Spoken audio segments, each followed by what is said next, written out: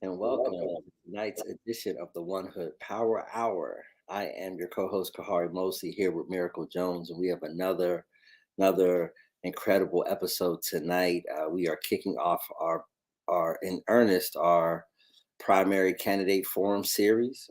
We have candidates running in PA-12 for Congress to replace the longtime Congress member Mike Doyle, and we'll get into that. We're going to take a deep dive into the three candidates who are still running.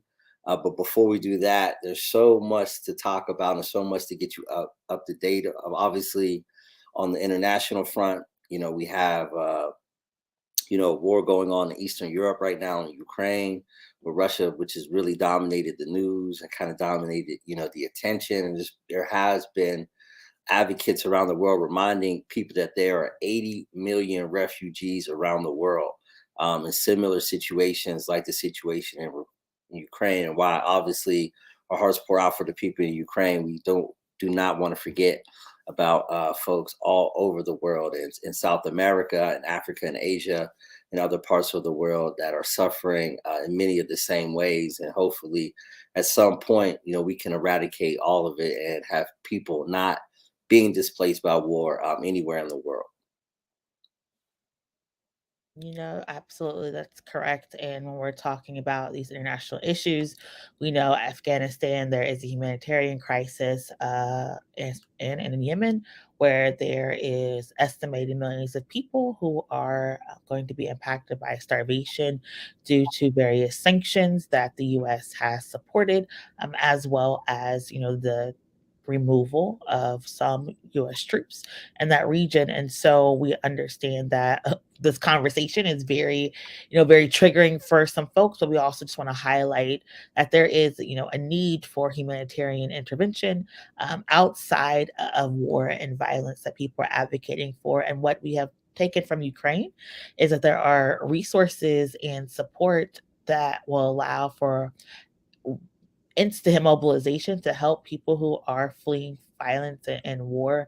And we want to make sure every single refugee feels as welcome as those in the Ukraine. At the same time, we also want to highlight what's going on in Tigray and other conflicts in Africa, because again, what is happening in Ukraine is happening all over the world. There's airstrikes going on, in Palestine and Yemen and Syria. And we know that there's like so much happening, but we really want to encourage people to pay attention to all of these conflicts and to advocate, for peace and then the end of war, because, we are all, as we have seen in the past few weeks, we're all impacted by this violence. And talking about, war, we've seen an increase in the gas prices. We've had conversations about interruption and the supply chain, and we know that this is going to lead to conversations of inflation, and it's going to also impact our elections locally. So again, what happens abroad really, impacts us at home, and all politics ends up being local.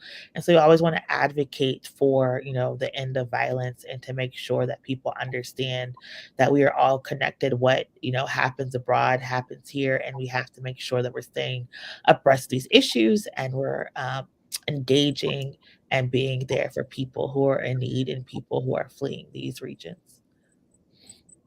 Yeah, and one other point I wanted to raise about Ukraine, there has been some really important reporting going on about the unique experiences that people of African and Asian descent who are either students or residents, immigrants to Ukraine, what they have faced in the process of getting out. Even a local basketball player from here in the Pittsburgh area, DeAndre Kane, plays professional basketball in Ukraine, and he talked a bit in the Post Gazette about his experiences getting out. But there's been a lot of coverage that we've seen over the last, I would say, week and a half.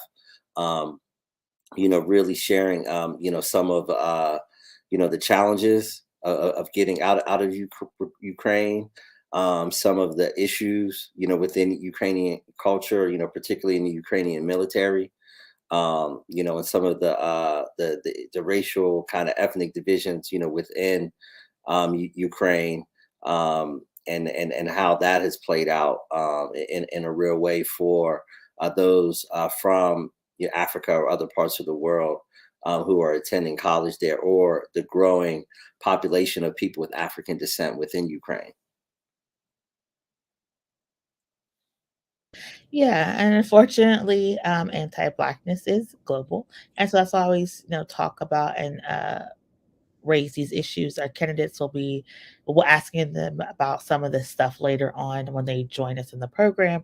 So again, we just want to update you about what's happening right now. And again, with this issue, we also know that unfortunately COVID-19 is it's still here, and a lot of people are rushing to get back, quote unquote, to normal, whatever that looks like. And we've been seeing that with sports, particularly with Kyrie Irving in New York. And there is this ongoing discussion about should we end mask mandates? Should we end vaccine mandates? Even here locally, the uh, Port Authority is talking about because there are a few hundred drivers who are refusing to get vaccinated, we may be impacted by a bus shortage in the upcoming weeks. The courts have upheld that the vaccine mandates are okay. And so now the Port Authority is saying basically these drivers have to get vaccinated or we're not going to have, the robust bus service that people have come to rely on during this pandemic. Again, we know Pittsburgh is a place where we're trying to reduce the amount of people who are relying on cars, and we're trying to create this green economy in this green city. And so there is a huge push for people to take public transportation and other forms of transportation that doesn't have as much you know uh, contributions to bad air. And so to have this going on, it just shows that COVID-19 is still here, and even as we go through the spring break season, people still need to be mindful of wearing their mask and washing their hands and just protecting themselves, because we are looking at another spike. Again, looking globally, what's happening in New Zealand and in Hong Kong and in some European countries, we're seeing these spikes come back, and we do know it's what happens abroad again comes back home. So we also just want to encourage people to be mindful that COVID-19 is still here. It hasn't gone away, and we're still going to see it impacting our elections and our political decisions, because it is, again, something that has been a very contested issue, whether it's the science, the vaccines, whether or not people believe COVID-19 is a virus or not. It has really permeated our political discourse, so much so that our Senate candidates are tweeting about it, and for good or for bad. And so I want to again just encourage people to just be mindful that COVID-19 is still here and to protect themselves, and especially if they're on public transportation. No, thank you for that insight, and I do want to acknowledge our ASL interpreter Gloshanda for joining us tonight. Thank you so much for the service you provide, and for those who are just joining us, in about 15 minutes or so, we are going to begin our forum for the candidates who are running for Congress in PA-12, and that would be Jerry Dickinson, Steve Irwin, and State Rep Summer Lee. We're really, really excited about the conversation that we're going to have in a little bit, but we're going to cover a few more topics. One of those topics that relates directly to this race was that Bavini Patel announced last week that she was going to end her run for this seat that we'll be talking about tonight.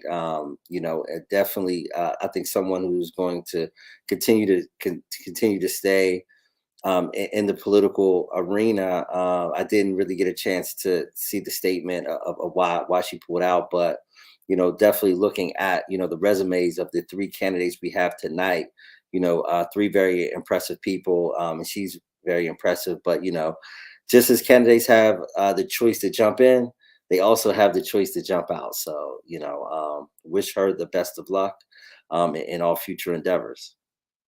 Yes, and tonight is also the last night that you're able to sign the ballot signatures to make sure the people you're about to hear from are actually going to be on your ballot. Hopefully, come May 17th. As you know, we are still in the midst of a redistricting effort here in Pennsylvania. Um, our congressional maps are set, so we know where everyone is going to be for the congressional maps. Our legislative maps are still winding their way through the courts. What that simply means is hopefully by the end of this week, the Supreme Court will rule about what the maps will look like for our legislative houses. That is going to be your state representatives, so people who go in to represent you in Harrisburg. On the legislative side of things, that map is still being litigated. In Pennsylvania, you have a process where we have maps submitted, then people can contest the maps, file a litigation to stop the maps. That process, that time period has just closed out.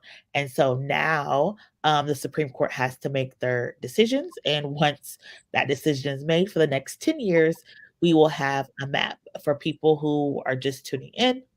Pennsylvania redistricting efforts came amidst a census wave, as well as a conversation of us losing population. So we actually had to get rid of one of our seats, and that basically altered all of our maps Commonwealth wide. And so it's been a little bit different than the past years. It was a perfect mixture of everything happening at one time. So if you're a political scientist, the past like year and a half has been like the best gift that you could have received. If you are an average voter, this means you're just unnecessarily stressed out like the rest of us, waiting to see who your representative is going to be and waiting to see what district you are in. Again, there's a lot of maps floating out there of what it may look like, but until the Supreme Court decides, you really don't know. And what that means is when we've seen some people say, hey, I may have to move, I may have to relocate.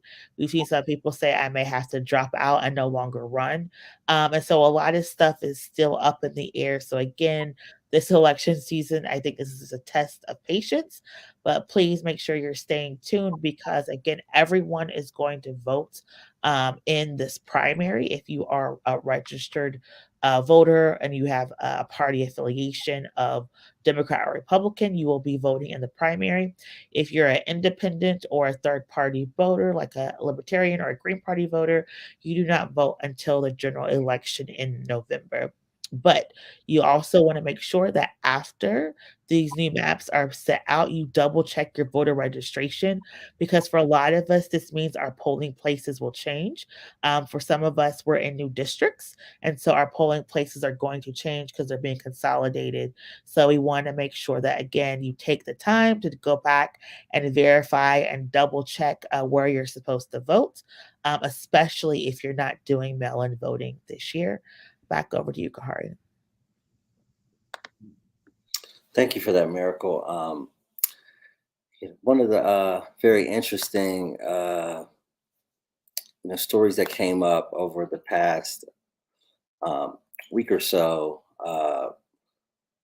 was a story about election workers being concerned about political interference, and it was covered in Politics PA. Steve Irwin did the story. I'll drop the link in the comment section, and it said over half of election workers, and these are election administrators, those who generally nonpartisan government workers who kind of deal with the nuts and bolts of our elections. Over half of them in the study done by the Brennan Center for Justice uncovered that over half of these election workers around the country are concerned about the harassment that they've gotten, threats that they have gotten, or meddling into nonpartisan election administration by political figures, politicians, elected officials, etc. So I thought that was really interesting, revelation about where we're at as we go in to the 2022 election. And not only is there anxiety among the voters, but there's anxiety amongst the people who are going to be responsible for running a free and fair election. So I'd be interested to get your thoughts about that recent study done by the Brennan Center for Justice. Correct. That is the issue. And we just dropped in the chat the link to become a poll worker. And we need hundreds of people to actually apply to become poll workers for these upcoming elections. We have a special election on April 5th, and then the primary election is still estimated to be on May 17th. We see in places like Florida, there is a quote unquote election police who are designated to go and make sure that nothing is happening untowards and during election. We already know that there are rules that maintain, protection and integrity of elections. So, for instance, you can't go inside a polling place and mandate people vote a certain way. You can't double check people's voter registrations and walk them over to the ballot and fill out their ballot for them, right? So there's already laws and protections in place. But what we saw this past election is individuals driving to polling precincts and crossing state lines to go and harass poll workers because they believe poll workers were doing things illegally, such as changing party affiliations or filling out other people's ballots. Again, that has all been disproven. However, there is still this fear that people have now because of the past precedent that a lot of these individuals really were not punished. Nothing was really done to protect these poll workers, and so people are really fearful for this upcoming election. However, I think it's very important that people understand that there is, support for poll workers. There is pushback about people falsifying the integrity of the elections, and people are really trying to work to make sure that people understand the political process, that people understand what the ballots are going to look like, and answer the questions that people have for the election prior to. So a lot of that false justification that people had to maybe act out last election, they don't have it this election. But again, for people who are, right now we do have a whole convoy, of people in the DC area talking about, mandates and talking about stolen elections. So are a few people who still believe that the elections are stolen. What is going to happen now is that people really have to take the time to educate themselves on the elections, and people like in places like Georgia and Texas have to not only educate themselves on the election law, but also what they can and cannot do as it pertains to giving people water if they're standing in line, giving people food if they're standing in line, how to report lines. And so there's a lot of stuff happening. And again, it's going to be upon community members for us to talk to each other and support each other, because there is a real threat out there that violence can happen at our elections this year. Yeah, and now switching gears to tonight's forum. But before we bring on the candidates, we wanted to spend several minutes kind of just framing the moment and kind of talking about how we got here. We have the current representative Mike Doyle, who has represented Southwestern Pennsylvania for over a quarter century, deciding not to seek reelection. Opening up this field to right now is three candidates who are seeking the Democratic nomination in a year where we have redistricting, where by all accounts it looks like the district is changing, in a particular way, moving out to Westmoreland County. So there's going to be new communities that will be a part of this district. So really, from all points of view, this looks like wide open race. And at 7:30 we're going to get opportunity to meet these candidates. But Miracle, why is this race so important from your perspective, given not only the dynamics locally but the dynamics on a national level? I mean, again, this is a very interesting time because there is stuff happening sort of globally, and so we know congressional people not only vote for like things like sanctions and different scenarios. There is a fight around Build Back Better and other policies that would see investment in communities and would change the way people have been impacted by a lot of rules. There's also this groundswell of support to change and address the way criminal justice has been enacted over the past few decades. And so the seat is very important, not only because the electorate is changing, but also the people who are impacted by these rules and laws want to make sure they are represented. In Congress, it's very interesting that all of the candidates for tonight are attorneys, people who are learned in the law, people who have made careers advocating for others. And so it's going to be a very unique experience to have these three individuals running for this race with this pressure to actually have real substantive and systemic change within our region. We know that Pennsylvania is a battleground. I know it's a Commonwealth, y'all, but it is a battleground state, and so there is a lot of resources being pushed to Pennsylvania. And so it's going to be very important that people come out and vote and to make sure that some of the policies they want to see on a national level are implemented. You know, we've watched the infrastructure bill be passed, and we now have seen millions upon millions of dollars being poured into Pennsylvania, which has brought jobs, green energy, and other investments. And so, if we want more support for the social issues here in Pennsylvania, it's going to be very important that we elect people who are going to advocate for those. There's a lot of stuff happening. You know, we've got tech, we've got education, we've got medical facilities here. We have a growing business, and so a business economy. But people are still, you know, struggling, and so having representatives who understand the issues, who've worked and advocated for people in the past, is going to be very important to have them in Congress on the national level, representing the interests of Pennsylvanians everywhere. No, absolutely. Thanks for that insight. And what we're going to do for the next few minutes is going to take a quick sneak peek at each of the candidates, kind of some highlights from their biographies, and then again at 7:30, we're going to bring the candidates on. If we have Jerry Dickinson's graphic ready, can we pull that up, John?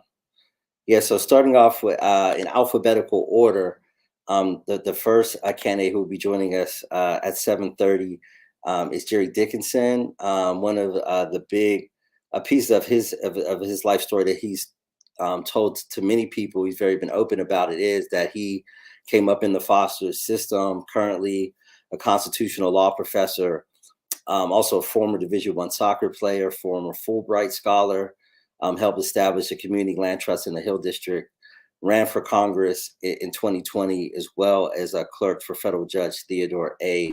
McKee. Again, very, impressive background, ran against Mike Doyle in the last cycle, and I think very early in the process, Miracle, I believe that he let it be known that he was, going to be, running again. So, again, like as we mentioned before, this is such an impressive, field of candidates as you run down, each resume. This has to be probably one of the strongest fields, of any office probably in the history of Western Pennsylvania. From particularly educational background and professional accomplishments, for all three candidates. Correct. And because we are very transparent here on the One High Power platform, unlike other places, we always try to make sure we list any of our conflicts. So Jerry Dickinson was my professor at Pitt, and I actually taught me estates and trust law. And so I've known him for a few years. I've organized with Summer Lee for a few years. We've worked together, and I've also attended events that Mr. Irwin has put on in support of other candidates. So we always try to make sure that people understand that we a lot of times know some of the people that we are interviewing and so we're asking questions of, just to make sure people don't feel shocked or betrayed if they see pictures with people or they go on social media. But again, I think it's very cool that this field is all of attorneys and people who have really worked here in the Pittsburgh region to really make a difference. And I think that that will go to our next person, so Kahari can talk about who they are and how they have worked in the region prior to running for this seat. Yeah. The next bio we're going to look at is Steve Irwin, a candidate for Congress in PA-12. Um, Steve Irwin is an attorney as well. He attended Harvard University and Georgetown Law School. Former legislative assistant to the late Senator Arlen Specter, former Pennsylvania Securities Commissioner appointed by Governor Rendell, clerk for federal judge Joseph H. Weiss Jr., and also a former nationally, internationally competitive rower and a member of the Allegheny County Democratic Committee. That's Steve Irwin. As Miracle said, full disclosure, Steve is someone I've known for many, many years. He's been very active in Democratic politics in Western PA. And if you're, have been involved in Western PA politics for any time, I'm sure you've crossed paths, with Steve Irwin. And, he's just another addition to an already strong field of candidates.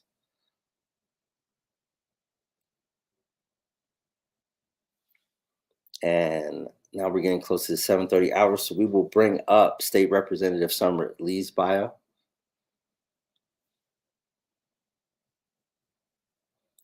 State Rep. Summer Lee, as many know, the first Black woman from Southwestern PA to ever hold the office of state representative. Attended Penn State and Howard University Law School, former PA field organizer, 2016 presidential election, was also named to the Roots list of 100 most influential African Americans aged 25 to 45, and worked with the NAACP Legal Defense and Educational Fund and the Howard University School of Law Civil Rights Clinic. So that's State Representative Summer Lee, someone who has not only built a regional profile, but also a national profile, and again, just speaks to how strong this field of candidates is to represent the city of Pittsburgh in Congress come January. Yeah, and we're very excited to have them joining us this evening to talk about various issues. We have questions that we have prepared. However, if you go and you look into, if you're on Facebook or YouTube, you also have the opportunity to put your questions in the chat. What we are going to do is ask everyone to be respectful in the chat, not to argue back and forth, because like I say, no matter who wins the election, we all have to work together, because this in this globe, we're all here, and we're all going to be here the day after the election as neighbors and as community members. So regardless of who you are supporting, please make sure you are respectful of each other in the chat. You put your ideas out there, put your questions out there. Obviously, we can't ask and have every question answered. But we'll try to pick some questions from the chat. If you're on Facebook or YouTube, you can just put it in the comments and we'll see them. There's a little bit of a delay, but we will still see them. We'll pose a question to our candidates. They'll have around a minute to answer, and then we'll move on to the next question. We'll try to limit rebuttals to 30 seconds. Again, everybody being an attorney, this may be a little bit difficult for folks, but again, we are going to ask everyone to just be respectful of each other in the comments on the program. Our purpose here is to have education and engagement so people can make an informed decision about who they want to be their representative. And with that, I'll turn it over to Kahari so he can talk about how this is going to go. Give any last comments before we bring our candidates on.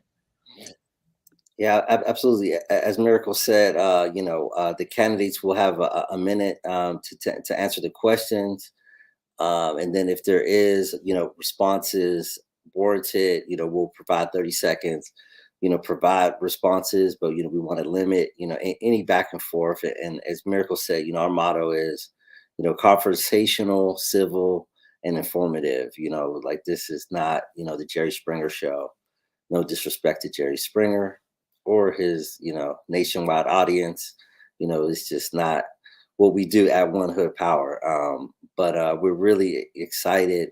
I don't know if Steve is here yet, but what we're going to do now is we're going to introduce Jerry Dickinson and Summer Lee to the panel. And Jerry will have 2 minutes to give opening remarks, and then followed by State Representative Summer Lee.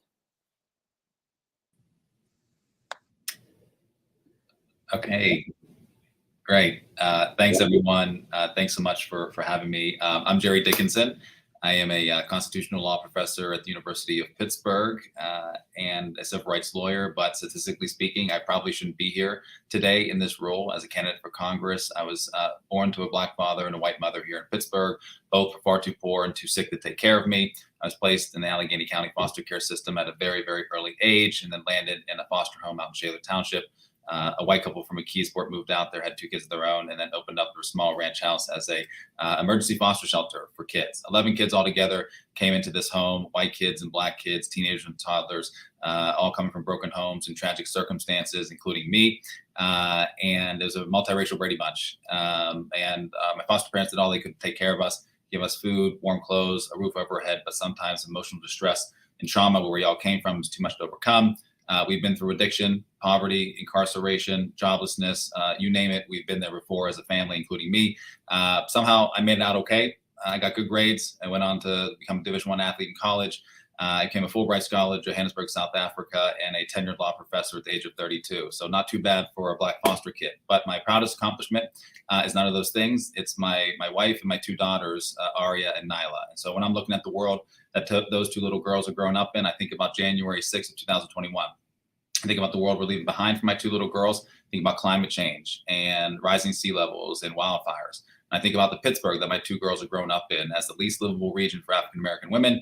And I think about the world that's abandoned so many of my loved ones. I'm determined to make this world a better, more equitable place for everyone. That's why I've been representing tenants in eviction proceedings, doing fair housing work, going to South Africa to work on behalf of squatters in inner city slums of Johannesburg, fighting for police reform and teaching about the fragility of our Constitution here at the University of Pittsburgh, fighting for those who have less than, fighting for those who are treated as less than, because that is who I am. And that's where I come from. So I'm Jerry Dickinson. Statistics will tell you I probably shouldn't be here today, but I'm here and I'm running for Congress. Thanks so much. Thank you. And we're glad you're here as well, Jerry. And now I'd like to welcome State Representative Summer Lee. Welcome. Thank you for joining us tonight.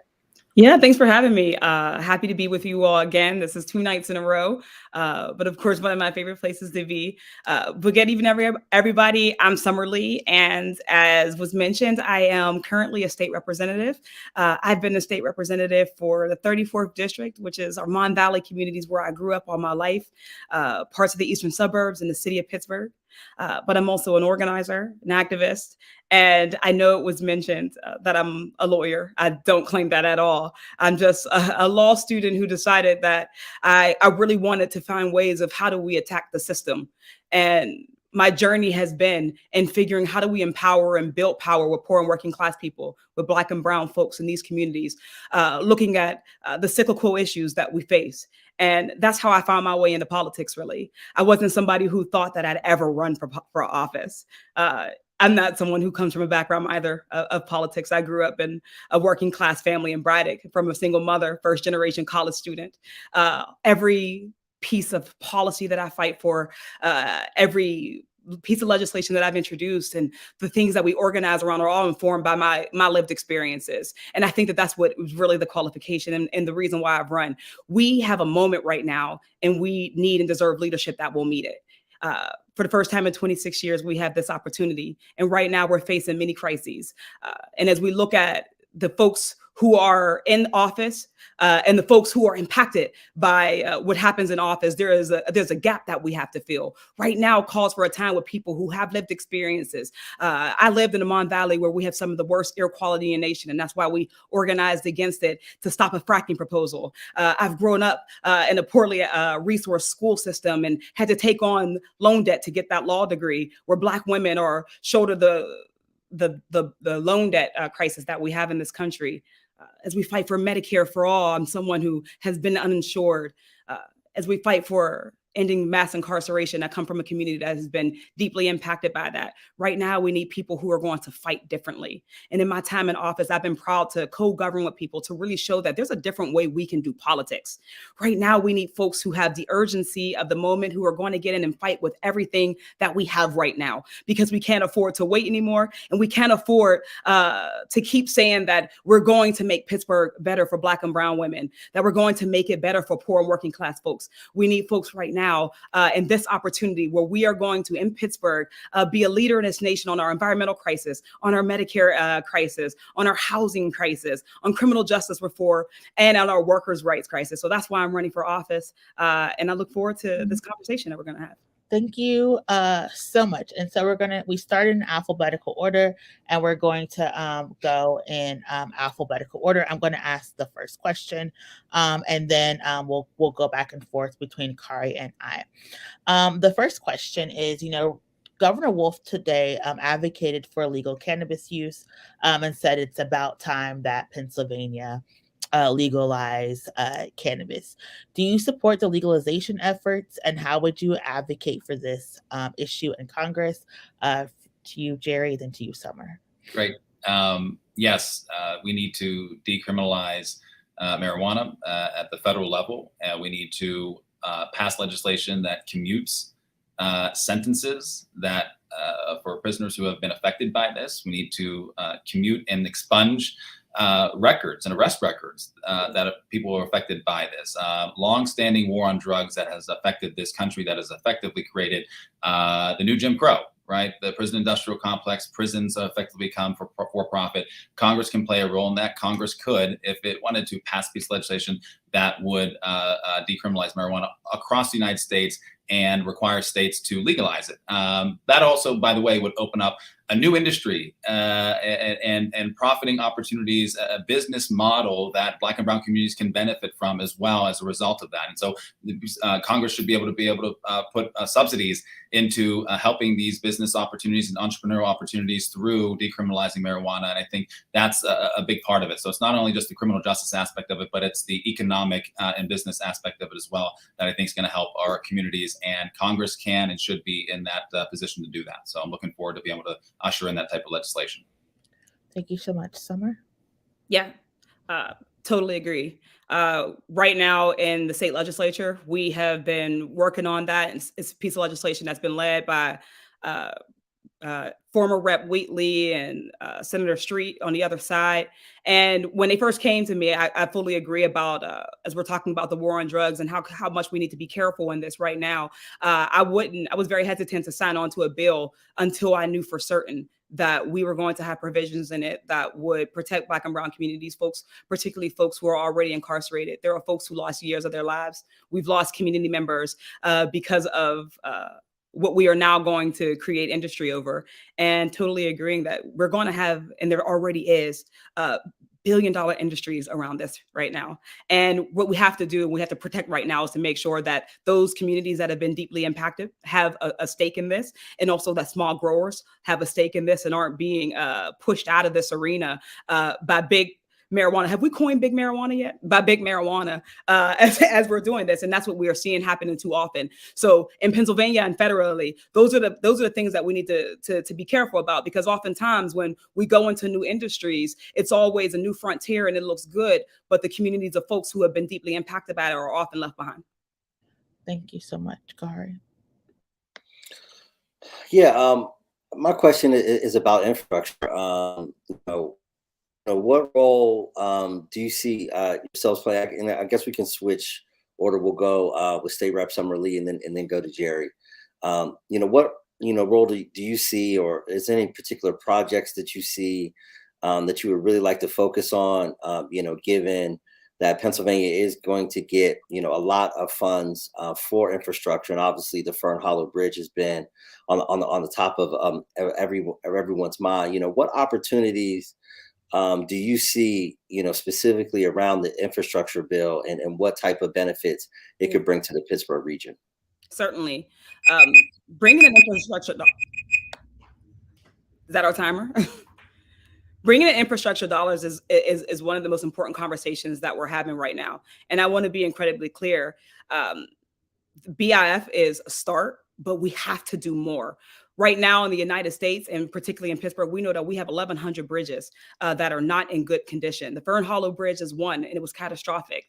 But before that, we had Route 30 collapsing. We have infrastructure that we have not invested in on the front end, as we too often do in this country. And we wait sometimes until it's collapsing, wait until it's in disrepair. And we know that it costs more to rebuild than it does to fix. So right now we have so many projects like that. I think it's important that as we're targeting our bridges, targeting our roads, that we are spending that. We have enough projects here in Western Pennsylvania, but also making sure that those investment dollars are going to divested communities, that there is equitable funding as we're looking at communities that already have poor infrastructure, that have already been divested, that don't have dollars coming into their small communities. We have a number of boroughs, small municipalities and townships that have a huge need from that right now. So I think that those are the projects that we have to think about in Mon Valley and those communities like that.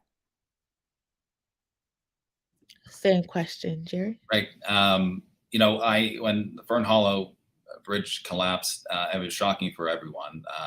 And I was on the day that President Biden was here to talk about infrastructure. And the first thing, we were shocked. My wife and I said, my wife runs across the Fern Hollow Bridge twice a week. I drive across it every day, and we walk underneath of it through the park with our two daughters once or twice a week.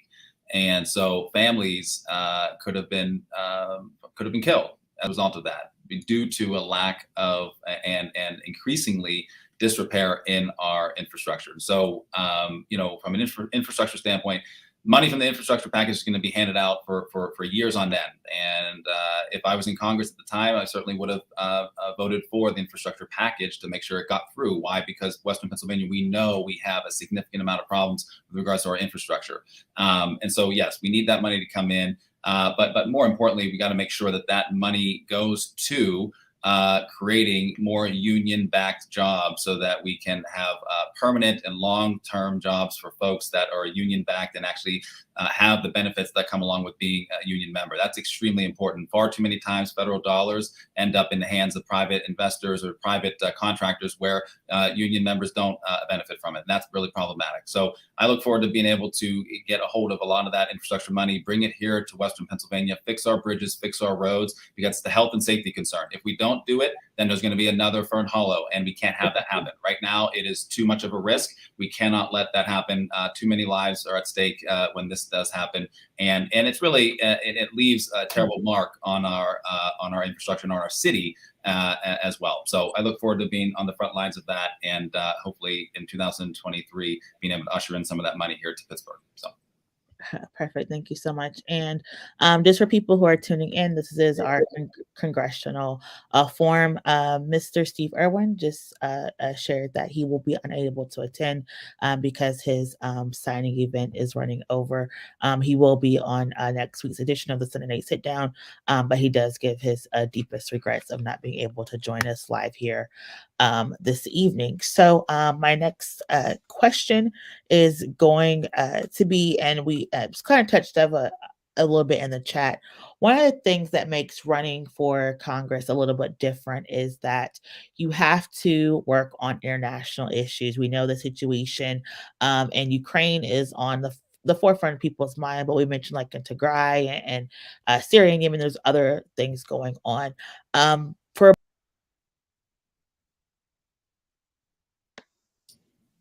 we lose her? Yeah, I think we lost her. I'm going to try to see if I can figure out what the question that she was going to ask. And I believe that she was kind of touching on what can we. Oh, wait, she's back. I'm back. I apologize. I know what happened. They said it wasn't my fault. But for both of you, what is your approach to international issues, and how would you balance choosing to do sanctions or even support an invasion. I believe it would be Summer that Jerry, no, or Jerry ended last, so Jerry then Summer. Yep. Certainly. Wait, It's Jerry then Summer. Yeah. Well, good. Yes, international. I mean, right now this is on the minds of a lot of people as a result of what we're seeing happen in Ukraine and Russia, and it's deeply disturbing to see that a nation state is invading another democratic nation state. I mean, that is, we haven't seen this since World War II.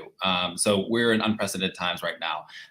My position is obviously I'm big on diplomacy, right? United States should continue and always play a role in engaging with our allies and engaging in diplomacy and building out NATO in ways that bring safety and security to our nation. That's extremely important, but also not to our nation, to other nations as well. And we'll continue to do that by providing funding, providing resources for nations across the world. That's really important. With Ukraine and Russia, look, we are going to continue, and we should continue to impose severe sanctions, economic sanctions on Russia. That always should be the first thing that we do in order to really, in many ways, we're going to cripple their economy and force, hopefully, Putin to step back. But let's be honest. The damage has been done. I mean, the human rights violations that have been affected in Ukraine, I think, are horrific. And many of them are war crimes. There's absolutely no doubt about it. And the International Court Commission will actually investigate this, but there's no doubt there's been war crimes. And we need to make sure that the United States stands strong with our allies to ensure that this doesn't happen again and we stop this from happening. So big fan of United States diplomacy worldwide and continue that type of. And I also have to say this one last thing. Whenever this happened with Ukraine, my wife and I obviously were watching children and families fleeing. And I'm thinking to myself, we have 2 daughters. That could be them anytime at any moment. And we need to understand that this is a worldwide problem that affects everyone. And we need to have everyone play a role in helping the situation in Ukraine as well. So.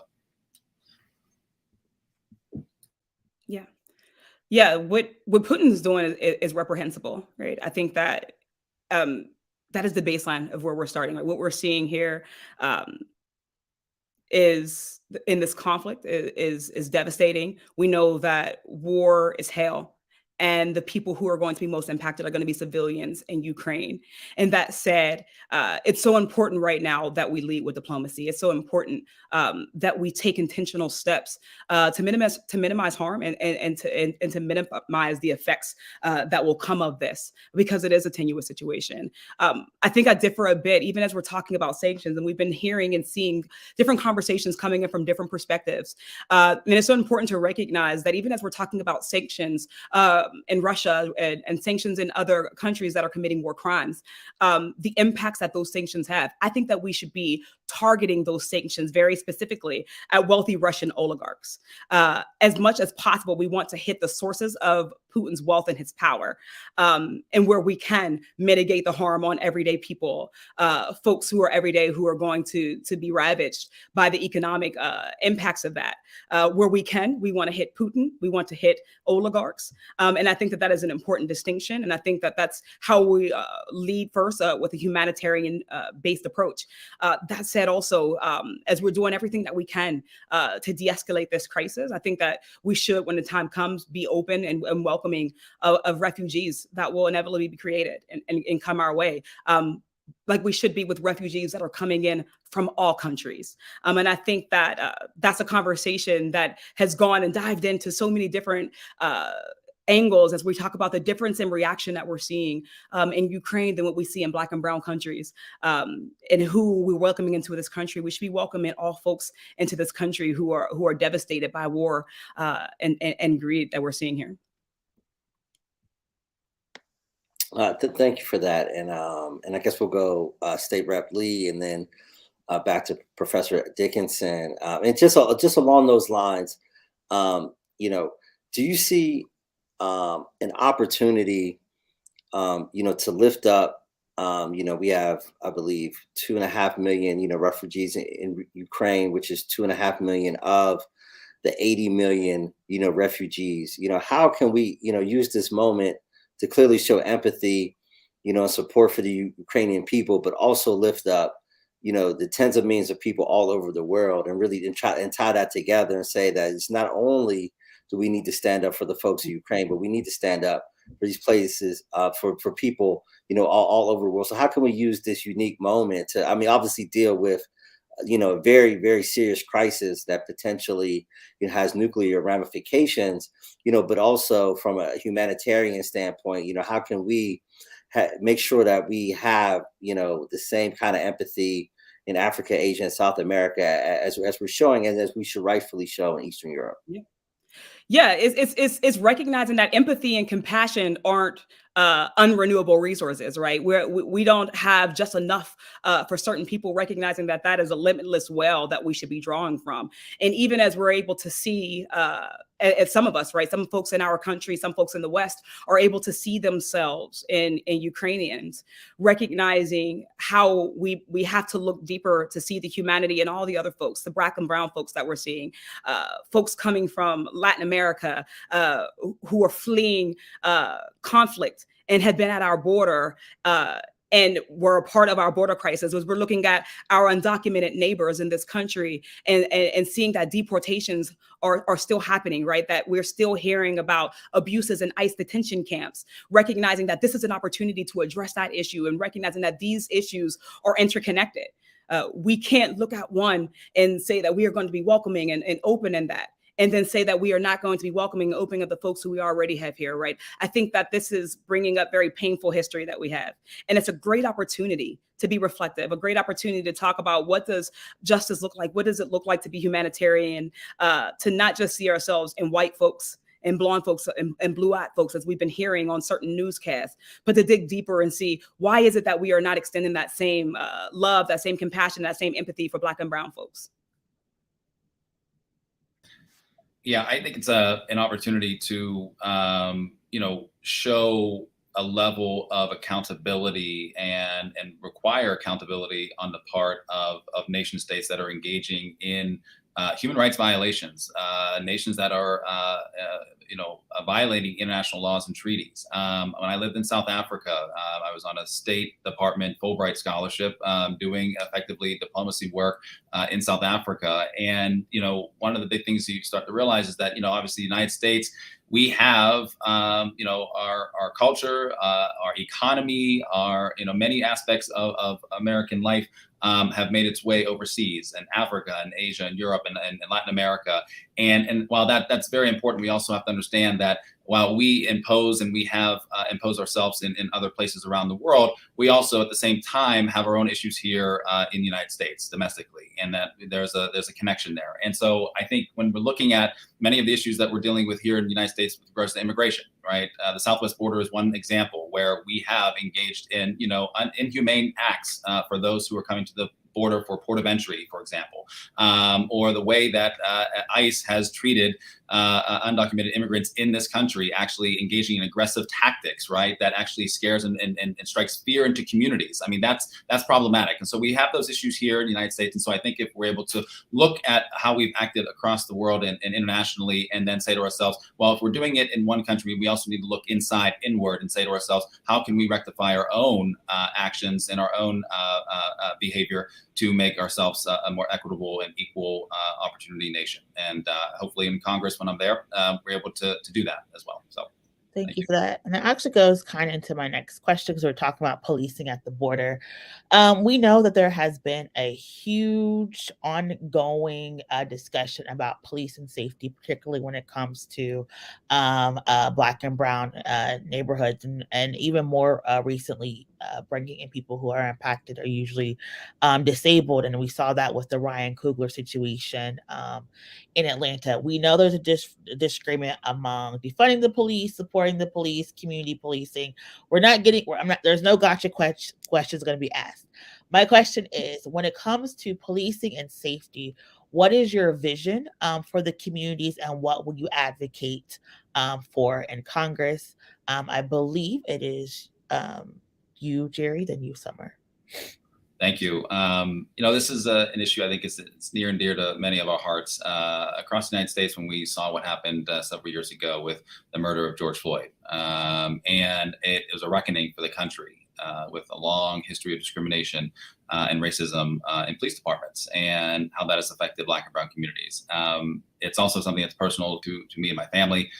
We've lost loved ones to police violence. I too myself have been impacted by police brutality in my younger years, and so I know that pain. And when you felt that pain, you have a better sense of understanding perhaps how we can fix these problems. And one thing I think is really important at the federal level that we can do and we should do is Congress should effectively deactivate the funnel of money that effectively provides military surplus to local police departments, which is effectively militarize our police departments and make them look like they're going to war instead of actually providing community and safety as they should be. And so I think that's really important part of it as well. With regards to impacts that police have on Black and brown communities, look, qualified immunity is something that has not been banned yet. Congress can ban qualified immunity, and that means that officers that are bad apples would not be able to escape liability when they engage in misconduct, when they act and they push a Black man to the ground and put their knee on his neck for 9 minutes and get away with it. And so I think, there are a number of things that can be done. And the Justice Department also needs to come down hard on local police departments as well. Through the U.S. Attorney's Office, we need to have a concerted effort that does effectively root out bad practices that are unconstitutional, that violate civil rights. And from a congressional standpoint, from a federal standpoint, we can do that. And it's important that we have congresspersons who can step into office on day one and start to do that. And I'm looking forward to it as well when I get to Congress. So thank you. Thank you, Summer. Yeah. This is a conversation that we've talked about and we've approached from just so many different angles, far before, George Floyd, before Antoine Rose II, before Rodney King. This is a conversation that we've been having in Black and brown communities for so long. It's been named many different things, whether we're talking about the demilitarization of police, or we're talking about ending police brutality, or any other name that we've had. While it's been a reckoning, the reckoning has been on one side in too many ways. And I think that that's clear in the sense that we have had a national movement around this, a national reconciliation where folks all over the country and all over the world have been standing up and have been talking and bringing light to this. But yet we haven't seen our government bodies, we haven't seen our governing bodies act with the urgency and act with the recognition of the severity of this crisis in the ways that we need. It's been something that I've been a part of. It's a movement that I've been a part of from many angles, whether it be through organizing or activism or advocacy, or as a legislator. I've been leading on the slate of legislation that we got, where we were able to get bills passed to get a new police database bill that's one of its kind in this region. But there's so much more that we need to do. And what we really need to be thinking of, and the world that I think we are all trying to create, is a society where we have true equity and true justice, where we're investing in our schools and a living wage and job opportunity and unions, where we're investing in transportation justice, housing justice, where we're reconciling that poverty is a social determinant of so many of these issues that we're dealing with, and we're addressing them head on. And we're going to find that as we're doing that, as we're addressing poverty, as we're addressing systemic inequality, that policing would not need to look this way in our country anymore. And I think that that's what we are building for. I think that's what Congress needs to be focused on. And I think that we can only do that by addressing it head on and recognizing the systemic biases in this conversation. Kari only just now gave me the 30-second mark. Right. I tried to so you eased in it. He was just like, I'm gonna wait. We have been giving you all grace just because we're down a candidate, so we try to let you complete your sentences and not. Right. The pressure is still on though, but we feel it. So it's like we know people. I said lawyers like to talk, so I'm trying to I'll give you a little bit. Yeah, both of you are doing wonderful. Now go ahead, Miracle. Did you have something? I want to go to one of our questions. I believe it was. I apologize. It was starred. I believe it was Blair who said, just a fun question. Could we ever see a truth and reconciliation about slavery or reparations, since we call everyone else out? What could Congress do when it comes to reparations?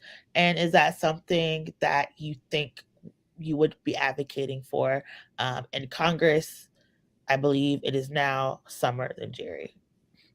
Yeah, I am 100% for reparations, and I'm 100% for looking at all of the ways in which the legacy of chattel slavery has now trickled down to our times, right? Whether it be in our education system, whether it be the vestiges of Jim Crow, our transportation system, our housing, and who can get loans and redlining, what communities Black and brown, but Black folks live in, right? If we think about all of that, racism has been cyclical in this country, and it has started, right, with the system of chattel slavery.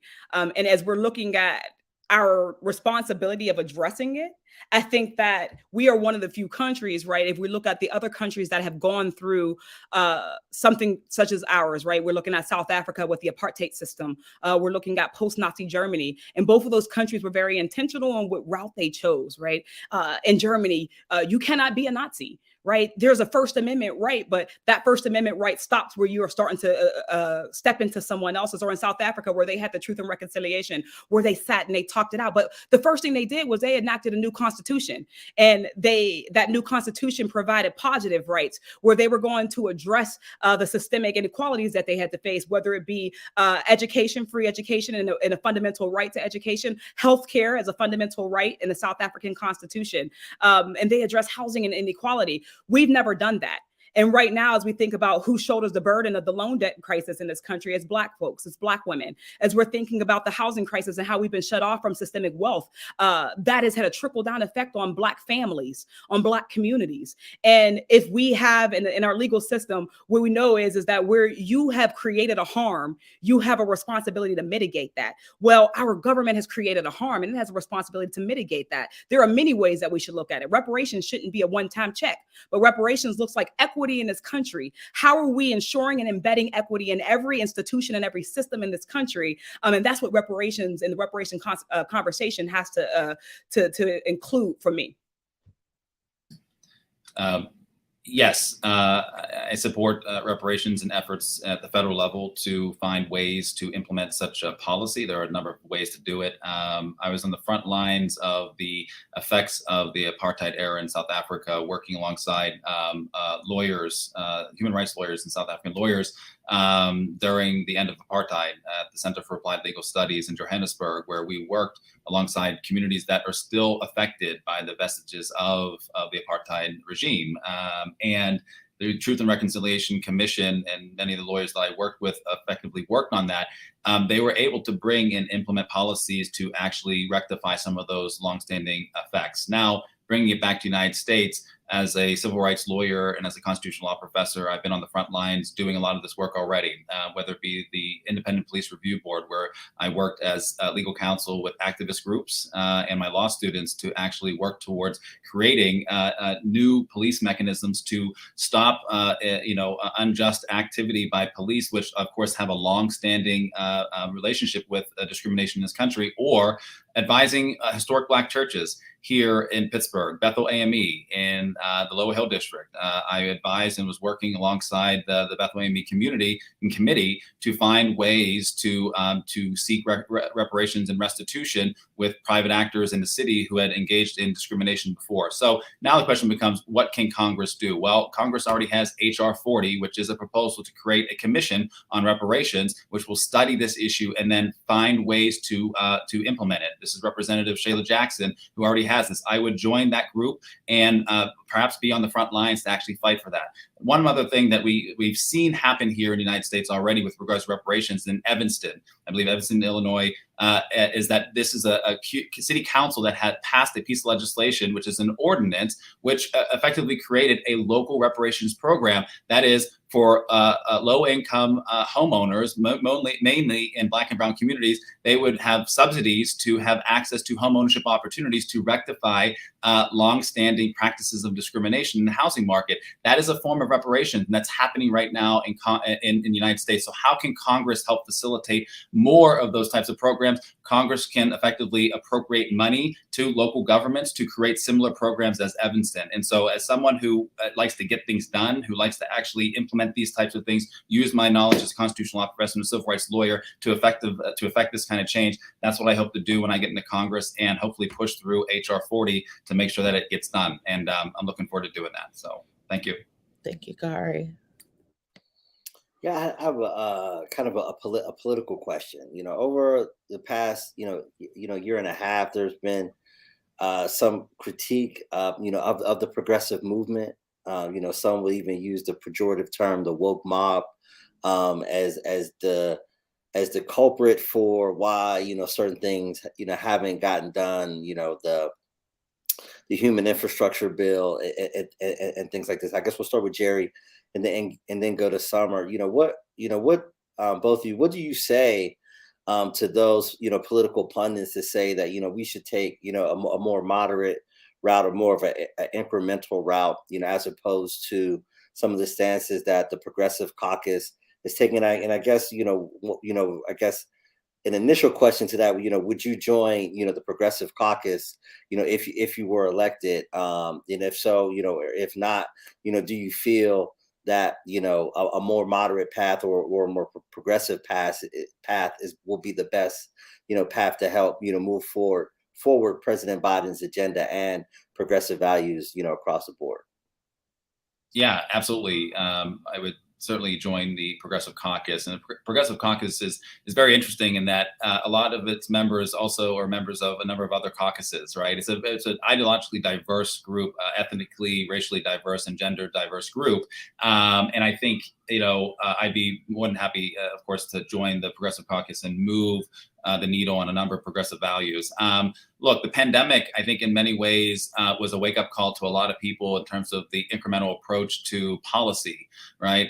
In that, a lot of these policies that could have been implemented long ago, when the pandemic hit, we realized that this is stuff that should have been done and already in place. So for example, universal childcare, right? When pandemic hit, families, including me and my wife and my daughters, I mean, we're affected by that, and millions of other families were affected by that. And not having access to childcare, for example, free universal childcare was extremely important, and we didn't have that on the table here in the United States. And so now we realize, well, that's something we're going to have to prepare for, and we're going to have to move that forward. And so I'm looking forward to getting into Congress and actually pushing through some of these progressive policies, but also like getting them done, right? I mean, that's the big part of it, is like how do you navigate such a complex institution such as Congress, and how do you get these policies implemented? Build Back Better, for example, a fantastic piece of legislation, a package that was going to have immense impacts on social and economic and racial injustices across the United States.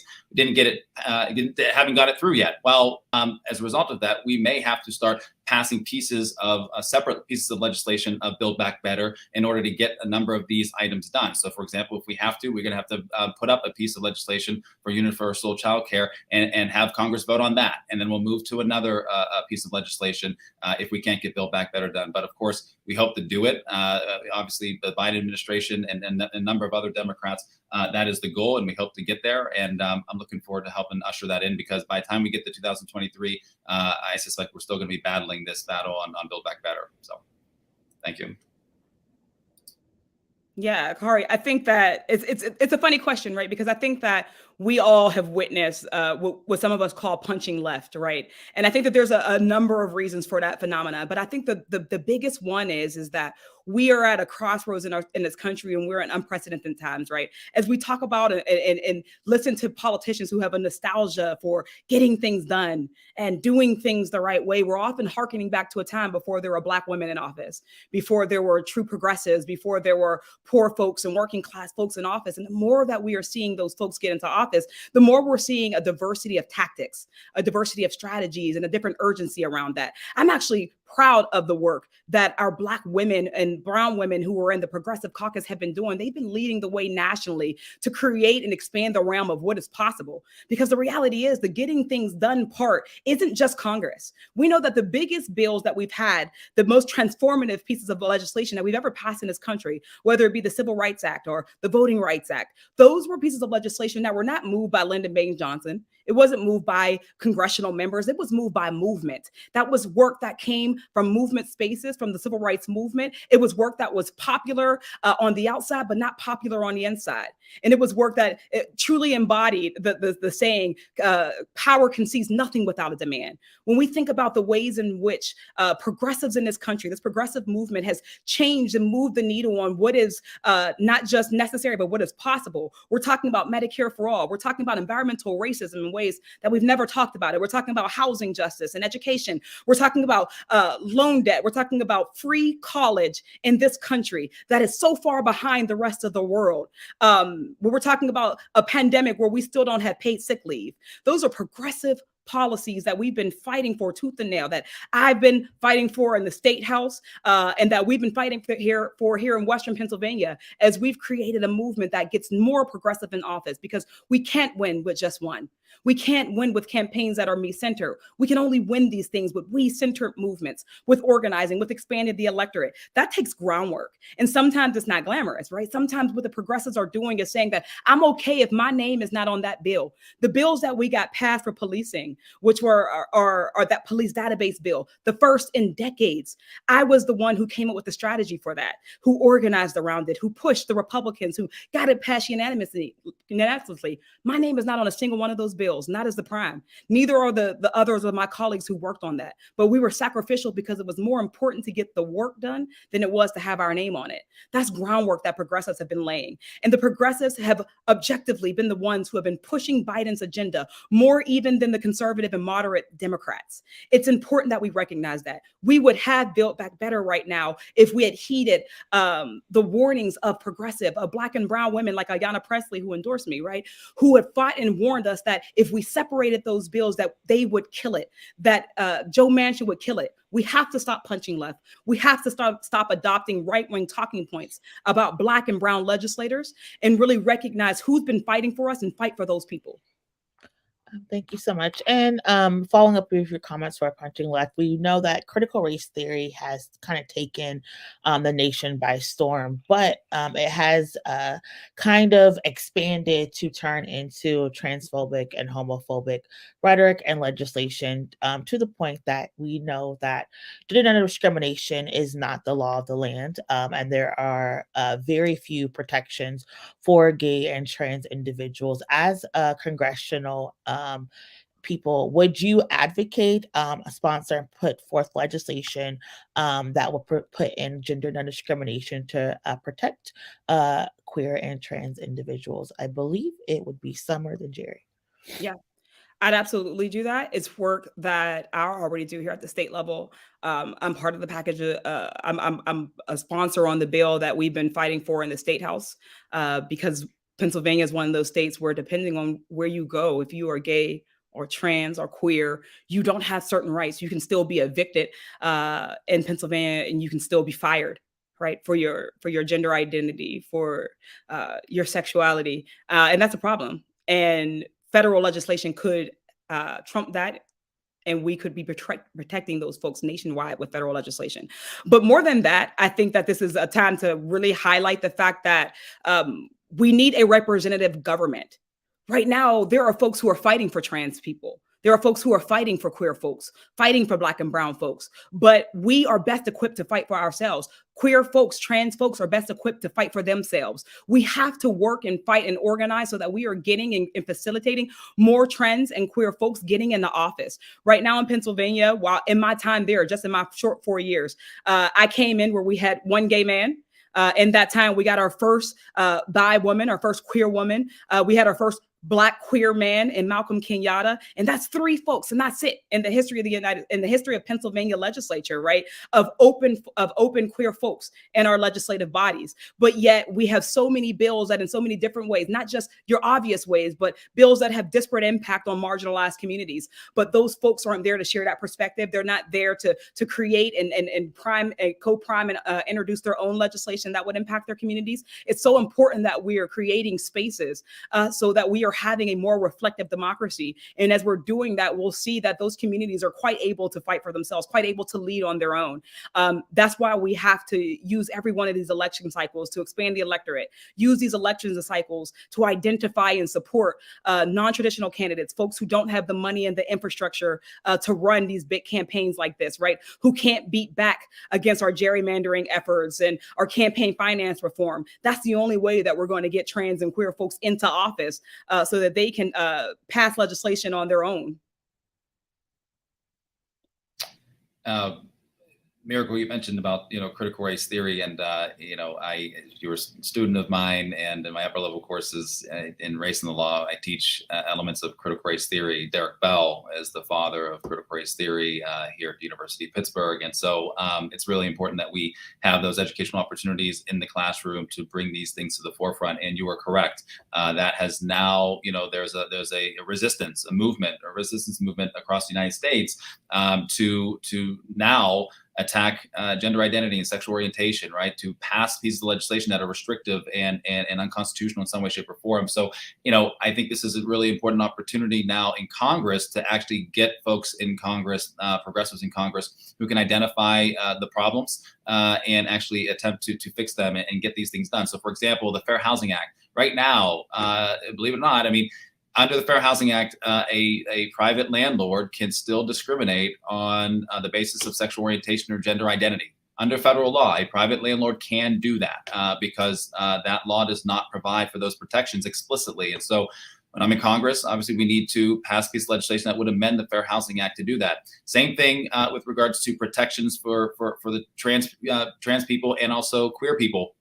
Employment discrimination that is still happening right now, and there's no protections at the federal level. So we need to be able to provide and enact legislation that would actually do that, and also preempt local and state laws that are actually passing these types of pieces of legislation as well. And I also have to say this: these laws that are being passed at the local level that's actually stopping teachers and students from actually saying certain words is unconstitutional, right? There are First Amendment rights that obviously come into play, and the government cannot be forcing people to stop saying, certain words that as a form of, a discrimination.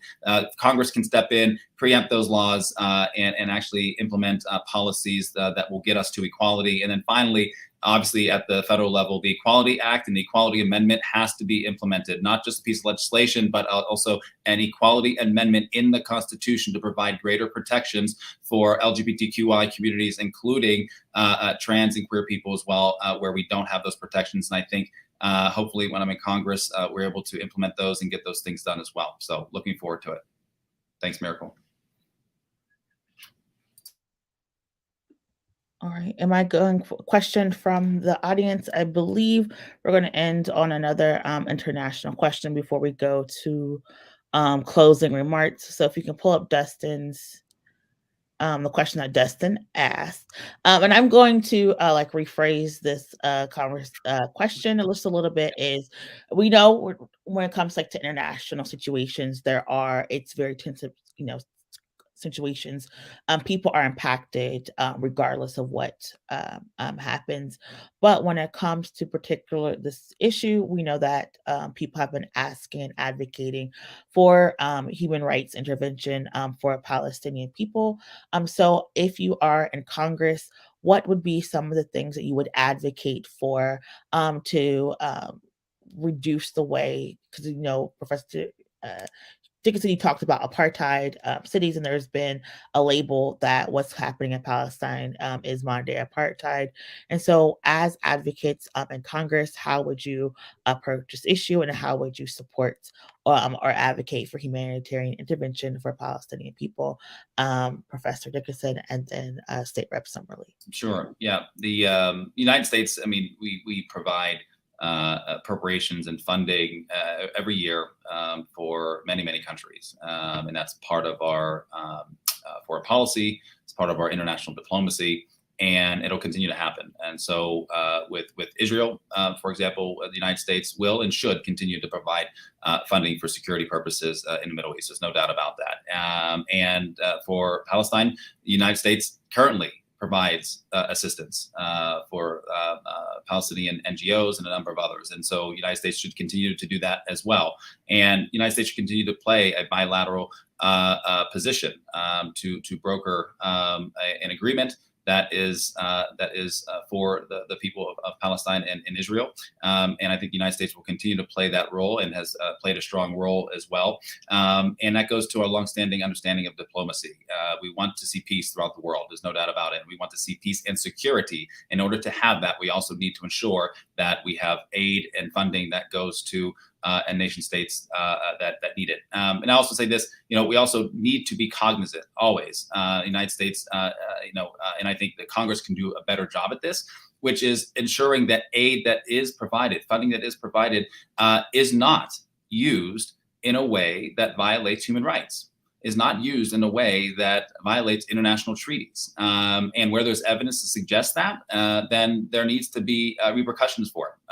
And I think there needs to be far more accountability as a result of that. And I'd be, obviously a supporter of that when I'm in Congress, and I look forward to doing that as a constitutional law professor. I do a lot of work in this area already, and certainly look forward to doing it when I'm in Congress as well. So thanks for that question. Yeah. This is going to be and has been, particularly in the progressive, movement, and outside of it, right? It has been one of the biggest wedge issues that we're going to experience. Even for me, and what I've seen is this instinct from some to use this as an issue to truly attack and come for particularly Black women who are progressives and progressives, Black and brown progressives in Congress, right? And making them the face of anti-Semitism. That's not how we're going to solve any of this, right? I think that as we're thinking about our foreign policy, it should always be rooted in human rights and humanity. And as we're talking about Palestinian people, we must make it clear that we should not, we cannot, we will not tolerate inhumanities against Palestinian people any more than we would tolerate inhumanities against anyone else. And when we're rooting in that, and when we are leading with that, recognizing that we have a responsibility to ensure that, I think that that's one of the most important things that we can do. As we're talking about aid and we're talking about the money that goes from the United States, Professor Dickinson said it, there is a lot of appropriations that go to Israel. There's appropriations that go to other countries. We should be conditioning foreign aid. We must condition foreign aid.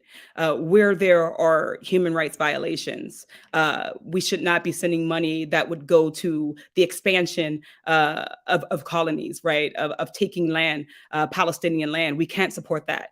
And even as we are talking about supporting or funding legitimate defensive purposes, which is important, we want to ensure that Jewish folks, that Israelis and Palestinians are safe. And I think that that is the role that the United States plays, that we have to continue to play, right? Recognizing that we can say that Israel is a country that it does exist and it should be safe, and we want Israelis to be safe. And our funding does go to that right now. But recognizing that we need Palestinians and we must support safety for Palestinian people too, and autonomy and agency there. So that is the approach that I continue to take, but also the approach of listening and building bridges. It is a difficult conversation, but it's a conversation that we have to lean into and not out of. We have to sit down with our Palestinian siblings, with our Jewish siblings, to have this conversation, to talk about it, to flesh this out, to talk about what does it appropriate and defense, what does it look like when the United States and what role the United States is playing. This is a difficult conversation to have. And it's one that I'm committed to having. It's one that we're already having with communities, having reached out to our Palestinian communities to hear from them, talking to folks who have lived in Palestine, who are born and raised there, and they're sharing their stories. I want other community members to hear those stories and to center those as we're going through this conversation. Thank you so much. Thank you, both Summerlee and Jerry Dickinson, for sitting down for this forum. I must say that if either one of you win, this already be a historic election, because we have not had a Black representative in Congress to represent the Commonwealth of Pennsylvania. And so this has just been a historic forum and already a historic election. So I do thank both of you for sitting down talking with us on the last day of signature night. And before you do your final thoughts, your last thoughts, sorry, I'll turn it over to Kahari so he can ask you the final closing questions. Yeah, so I know Representative Lee I believe has an 8:30, so I don't want to hold you too long. Really, I just wanted to give an opportunity for the candidates, starting with Representative Lee and then with Professor Dickinson, to first tell us how we can get in touch, when we as in the viewers can get in touch with your campaign and find out more. And then you have 2 minutes to give final remarks. Great. Am I doing both right now? Yep. All right. You all can follow us, join our movement. We'd love for you to come and be a part of this campaign, a part of this movement that we have been building in Western Pennsylvania, all across PA-12. You can follow me at Summer for PA on Twitter, Summer Lee for Congress on Instagram, summerforpa.com is my website. And this is a movement. I'm so proud of the work that we have been doing, not just in this election cycle, but this is a movement that we have been building, an electoral movement centering progressives, Black and brown folks and marginalized folks. We've been building power for poor and working class folks, from picket lines to protests to the State House. We have been building the movement that is going to be the blueprint that other areas across this nation looks at. This election cycle right here, this campaign, where we have the opportunity to elect the first Black woman to ever exist from Pennsylvania in Congress. Say that again. We've never had a Black woman represent us in Congress, even as we're looking at the maternal mortality rate, even as we're reading studies and hearing about how Black women have worse outcomes here in Western Pennsylvania, as we're looking at how we're hearing and learning that if you want to live longer, if you're a Black woman, you should just leave Pittsburgh. You could just leave this region. If we are going to build a better region, if we're going to fight for working class people, get Medicare for all, a Green New Deal, housing justice, police balance, and end mass incarceration, this is a movement that isn't going to be one candidate at a time, but it's going to be a movement putting and elevating people and who recognize the power of the people, the power of movements, of expanding the electorate, of bringing new people into the fold. This is what we've been about from the first time that I ran in 2018 to the elections that I've worked on and helped, from our mayor, the first Black mayor of this city, to our historic slate of Court of Common Pleas judges. We have been able to change the face of politics in Western Pennsylvania. And I believe on May 17th, we're going to do that again. And the way that we do that is by building out. We're going to reach every corner of this district. So thank you all for having us today. Thanks for allowing us to be here. And I look forward to building with you all into the future. Thank you. Jerry? Great. Kahari and Miracle and One Hood, thanks so much for holding this event. It's been great. And everyone, you can go to jerrydickinson.com for more information about the candidacy, all of our platform items, donation tab, and a number of other items are there for you to go to. We're on Twitter, Jerry for Congress, Facebook as well, Jerry for Congress, and Instagram. So we are available. You can come to our office, campaign office at 2008 Murray Avenue in Squirrel Hill. It's a big Jerry poster right on Beacon and Murray as well. So definitely stop by. We have a lot of people coming in and out all the time. It's a great community opportunity to talk about the campaign, to talk about how we're going to make change in Congress. And as I mentioned at the beginning, statistically speaking, I shouldn't be here, whether it be as a Black man, as a foster kid. And I've gone through a lot in my life at an early age, and somehow I made it out okay through trauma, through addiction, through poverty, through incarceration, a number of other items. And working hard and making my way through that has been very important. And now, at this point, as a tenured constitutional law professor at the University of Pittsburgh, I'm willing to set aside my career and set aside my tenured position to go down to Washington, D.C. to make change. And why do I want to do that? Because when I'm looking at the world, as I mentioned, that my two young daughters are growing up in, and I'm thinking about Aria and Nyla, and I think about January 6, 2021, and I think about the Pittsburgh that they are growing up in as two young Black girls, and I'm looking at the world as abandoned so many of my loved ones in the world that has affected me as a Black man. This is what inspires me to want to make change. This is what inspires me to want to go down to Washington, D.C. to represent this nation and represent this region and do the best we can to get this country back on track. And I'm very much looking forward to it. And as I mentioned, I'm Jerry Dickinson. Statistically speaking, I probably shouldn't be here, but I'm here, and I'm hoping to become the next congressman here in Western Pennsylvania. So thank you so much. Thank you so much, State Representative Summer Lee and constitutional law professor Jerry Dickinson, candidates for Pennsylvania's 12th Congressional District.